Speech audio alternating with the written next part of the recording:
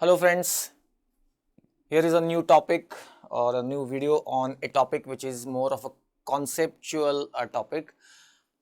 It's at the borderline of undergraduate level and postgraduate level. It's about the transducers and transduction mechanisms in the body.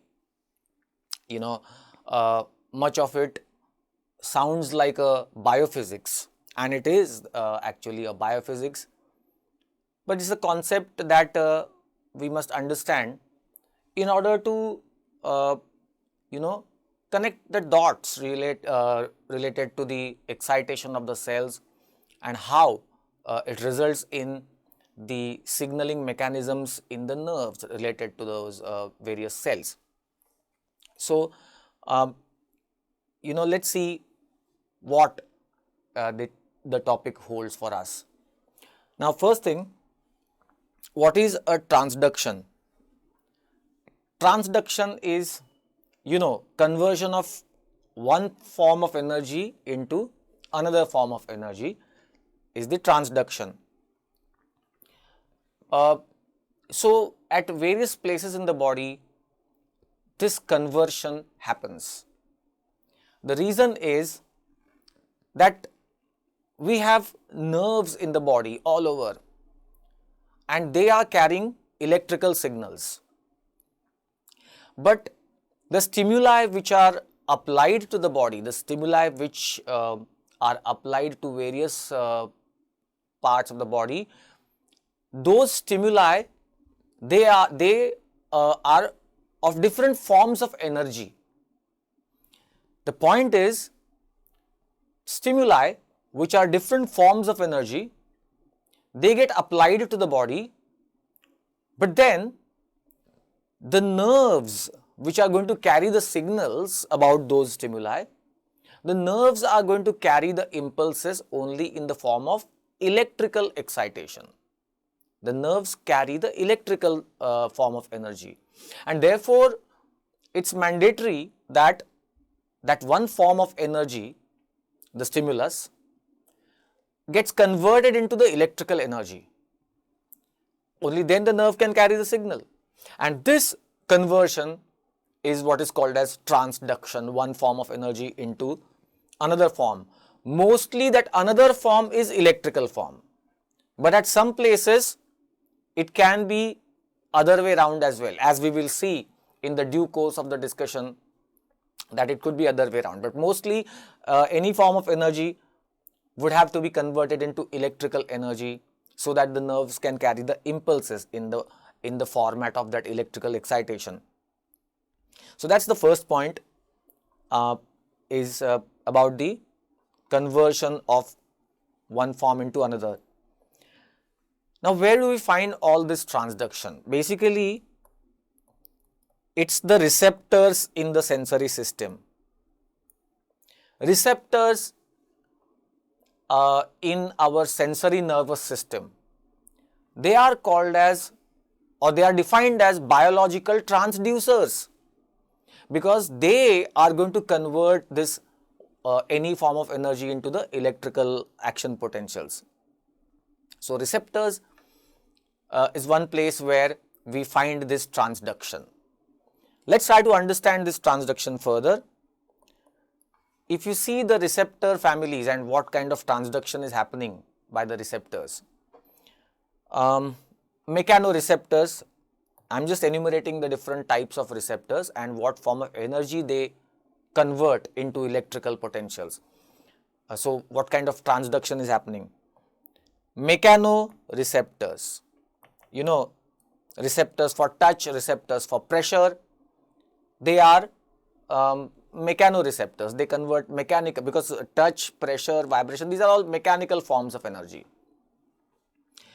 So even hair cells in the organ of Corti, these are all mechanoreceptors.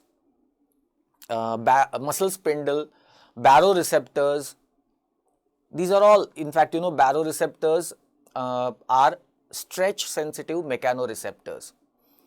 The term is baro, but it's a misnomer, because it's not actually the pressure which is to which the receptor is responding.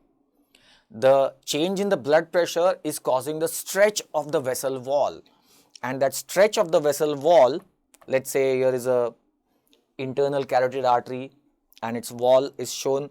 So the mechanosensitive stretch receptor, the baroreceptor in the wall of the internal carotid artery, the stretch is going to distort the baroreceptors, and that will open the mechanosensitive channels in the membrane of the baroreceptors.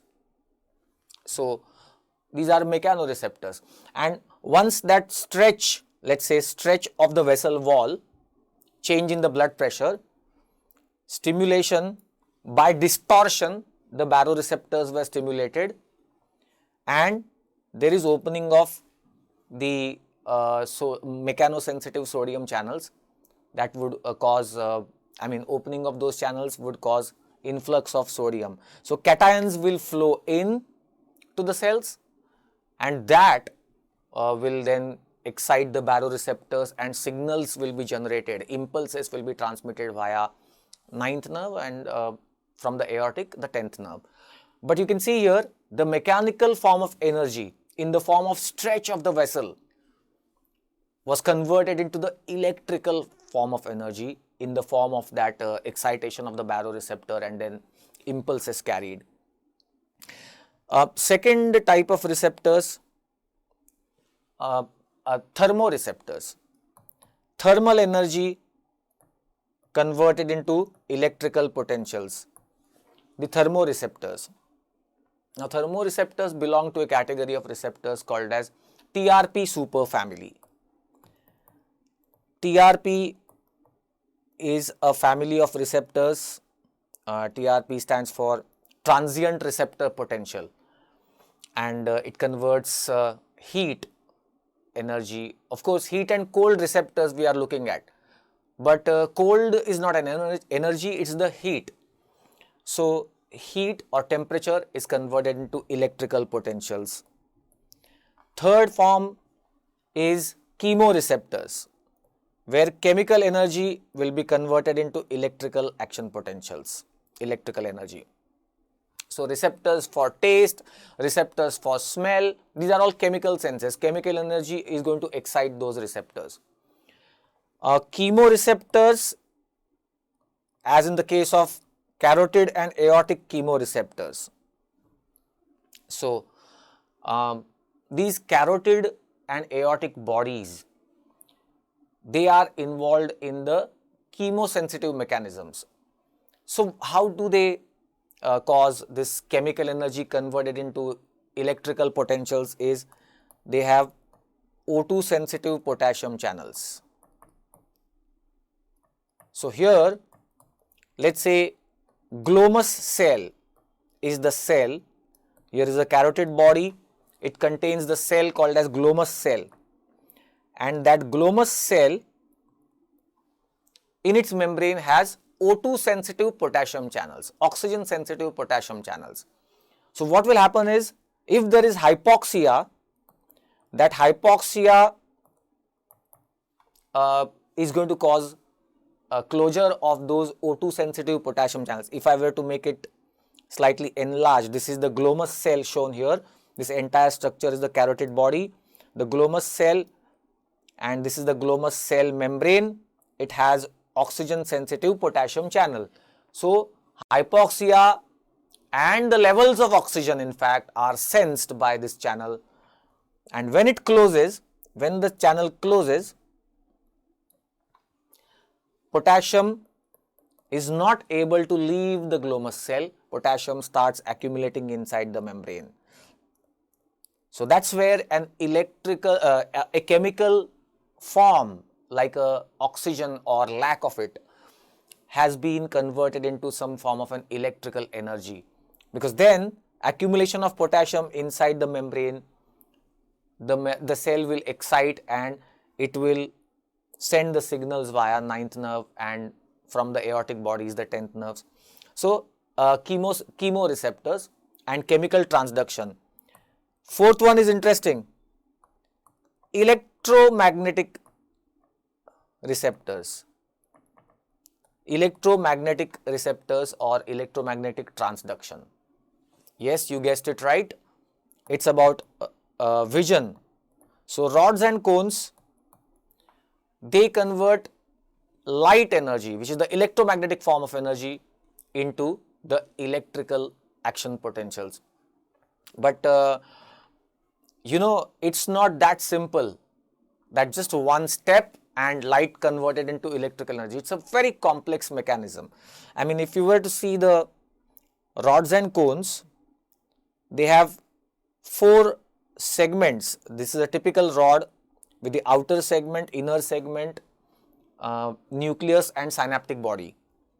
So what happens is, in the outer segment there are these discs or shelves on which there is rhodopsin. When light strikes the rod, the rhodopsin is bleached. Rhodopsin is bleached in the outer segments, and that will block the sodium channel. So another chemical reaction is going to take place once the rhodopsin is bleached. It's an enzyme cascade reaction, and eventually the sodium channels will be blocked. So sodium, which is sent out by the sodium potassium pump from the inner segment, that will continue to happen, but sodium cannot come back in, and that hyperpolarizes the rods. So a very complex mechanism, but you can see the conversion that is happening. Electromagnetic energy, which has given way to the chemical reactions, and that chemical reactions have altered the electrical current that was going on even in the dark, and that electrical current or change of that electrical current will again change the release of neurotransmitter at the synaptic body. This is a very complex mechanism, so I will take one more video to just explain this, why it happens and how it happens. And this release of neurotransmitter, glutamate of course, is the transmitter, is then going to generate the impulses or decrease the number of impulses going in the second cranial nerve. So you can see how many conversions have happened here. The electromagnetic energy, light, then the chemical reactions that take place, and then the electrical current that has got altered, the sodium current which was there, and then again the chemical release at the synaptic body, and finally the electrical responses in the second cranial nerve fibers. Very complex mechanism. I'll take one more video to describe this and how impulses are generated, how we perceive the light. But I want you to understand, I mean, this topic for today's video is only about conversion of energy forms from one form to the other. So these are the forms. Then we have nociceptors. Nociceptors are pain receptors, noxious, obnoxious, irritating, painful. And nociceptors, they employ different forms of energy. I mean, it could be a chemical that can really that can lead to pain, or it could be pressure that can cause pain. So that's about the various transducers present in the body, in the sensory system to be precise. Now coming to the mechanism of transduction. Well, if I were to take a typical receptor, like say Pacinian corpuscle, a mechanoreceptor, we'll just go through quickly how this occurs, this conversion. Let's say here is a Pacinian corpuscle, and here is a sensory neuron that emerges from within the Pacinian corpuscle. First node of Ranvier is inside the corpuscle, second node is just outside the corpuscle. And now look at the molecular mechanism at which, molecular level at which this transduction happens. In the membrane of the Pacinian corpuscle, there is a channel called as mechanically gated sodium channel. Mechanically gated sodium channel. We are looking at conversion of mechanical energy into electrical potentials. So naturally we have a mechanically gated sodium channel. Now look, there are two portions in this region. One is this, which is called as transducer region. So here is the transducer region. We are going to apply the mechanical form of energy. The mechanically gated sodium channels will open and the sodium influx. So there it is, sodium influx, electrical potential has been generated. Transduction has happened. So that's one part, the transducer region, and your mechanical energy was converted into the electrical form of energy. And then the other is called as a spike generator region. The other region in this part is called as a spike generator region. So when this energy is of good enough value or good enough strength, then the spike will be generated at the first node of Ranvier. So my point is that there are two clear-cut parts in this, the transducer region where we find the mechanically gated sodium channel and which are actually responsible for that transduction, and we have the spike generator region. But there is an exception to this. We have seen that the transducer region, which is this part, and the spike generator region, which is this part, the first node of Ranvier, they are on two different cells. If you notice this part, they are on two different cells. This is the Pacinian corpuscle having a lamellar organization, and here is a sensory neuron that is starting from it. These are two different cells. So transduction has happened and then the other cell is carrying the impulse. But there are a few exceptions. For example, olfactory neuron. In the case of olfactory neuron, the transducer region and spike generator region are located on the same cell. Let's say here is an olfactory neuron. Olfactory neuron is a bipolar neuron. So an olfactory neuron, a bipolar neuron, and at the end of this olfactory neuron, there are these immotile cilia. There are cilia which are immotile cilia. Again, this is just a diagrammatic representation. A bipolar neuron which has two poles,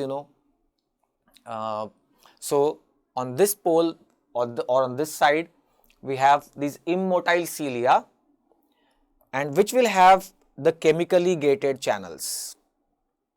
So chemotransduction is going to happen here. Chemotransduction. On which cell? Basically where? On the immotile cilia. So the odorant which will come here will open these channels, and the current will be generated through those channels with the influx of cations. But the point that should be noted here is that it's one cell. And why did I mention it? Because just now we have seen that transducer region and spike generator region are located on two different cells. In this case, that's not what happens. Here, same cell will cause transduction and same cell will cause spike generation. So just an exception, therefore I thought I'll mention it. Then somewhere there are multiple transductions also happening. Multiple transductions. Look, these were the obvious cases of receptors in the sensory nervous system. But do we have any other place where transduction happens? Yes. You may not have thought of it as a transduction, but it is a transduction. For instance, synapse, what is it? It's a transduction. After all, what is transduction? Converting one form of energy into another form of energy. What happens at the synapse? At a synapse, the electrical impulse arrives at the terminal. It causes opening of voltage gated calcium channels. The calcium will come in, and then it causes release of the neurotransmitter, which is a chemical. and then chemical combining with its receptor on the postsynaptic membrane will generate the electrical current in the next neuron.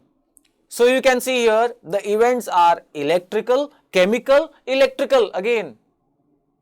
A transduction, because different forms of energy have been converted, I mean one form converted into another. Or muscle, excitation, contraction, coupling, EC coupling. What is it? Transduction, because you know there is a sarcotubular system in the muscle, and in the membrane of the L tubules there are rhinodine receptors, which is the calcium release channel. So what happens here is the electrical impulse arrives through the nerve, it enters the muscle, it causes release of calcium in the sarcoplasm, and that initiates the process of contraction, which is a mechanical event. So it's actually a coupling. Here we don't call it transduction. Forms of energy are different. We don't call it transduction because it's not a direct conversion from one form to another form. It's not a direct conversion. So we call it coupling.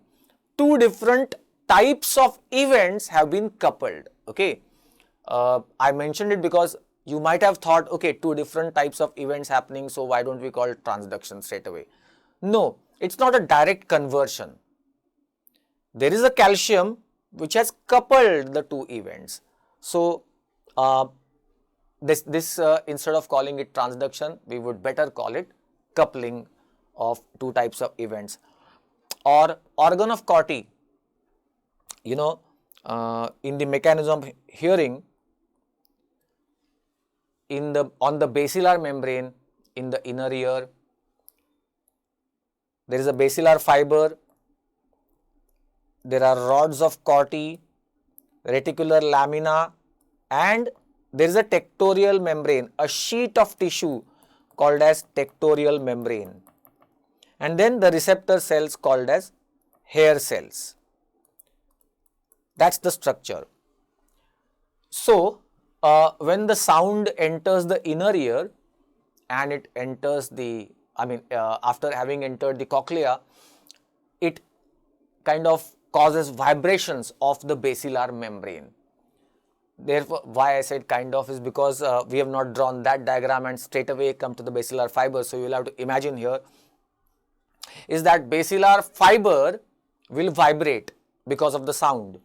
So vibration, there was a sound energy which has arrived in the form of pressure. So it's a pressure waves. And then once it enters the fluids of the cochlea and it causes vibration of the basilar fiber, there is another mechanical form of energy. So far it was pressure waves in that sound. Again another mechanical energy.